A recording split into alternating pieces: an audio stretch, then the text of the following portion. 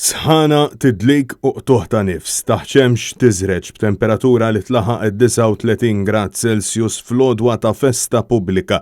Mijiet ta' persuni ta' kull età kienu msejħa fl-Università ta' Malta biex jieħdu t-tilqima ta' kontra l-COVID-19 min għall-ewwel u min għat-tieni doża. Posta li tkellmu ma' Net News saħqu li l-Q li sabu quddiem għajnejhom kien wieħed inkredibbli fejn sansitra għamlu madwar sija jistennew sakemm jirfsu passejhom fl-arja kundizzjonata. Oħrajn li tkellmu magħna qalu illi ħadd ma fżhom x'kienu se jsibu ma' wiċċhom b'xemx tiżreġ fuqhom f'bidu ta' ġimgħa illi jidher illi m'hemmx sinjal ta' waqfien għal din il-mewġa ta' sħana li laqtet lil pajjiżna. It-tlieta qatt ta' ċentri ta' vaċċinazzjoni kienu magħluqin fosthom taż-Żejtun u tan-Naxxar. U fil-waqt li kien hemm ġie notifikat b'SMS li ċ-ċentru tal-appuntament inbidillu għall-Università, oħrajn ma ġew innotifikati bl-ebda mod. Wara li sebħu fiċ-ċentri li kienu assenjati fihom min bil-karozza u min b'tal-linja qalulhom biex imorru l-Università ta' Malta.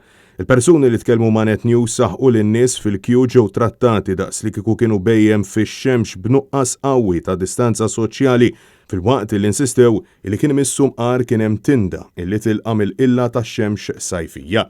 Oħrajn saħqu li fil-waqt li l-Gvern ta' Roberta Bela jippoppa jgħid li aħna l-aqwa fid-dinja fil-ġlieda kontra l-pandemija, id-diżorganizzazzjoni organizzata li qed ikun hemm regolarment fil-proċess ta' vaċċinazzjoni tixet mod ieħor. Dan kollu kif pajjiżna għadu qed iħabbat wiċċu mal-pandemija fejn f'jumejn kienu reġistrati 12 każ ġdid u l-ebda persuna li fieqet wara illi fl-aħħar 24 siegħa reġgħu kienu reġistrati 6 każi ġodda. Bitotal mill-bidu tal-pandemija f'Marzu tas-sena li għaddiet issa jlaħħaq 30,618 u l-każi attivi issa żdiedu għal 40. Fortunatament ma ġiet irrapportata l-ebda fatalità ġdida b'rabta mal-virus f'pajjiżna, bitotal ta' mwiet jibqa' jammonta l-420. Fil-waqt li sa tnejn it-total ta' persuni mlaqmin b'mod sħiħ kien ta' aktar minn 315,700.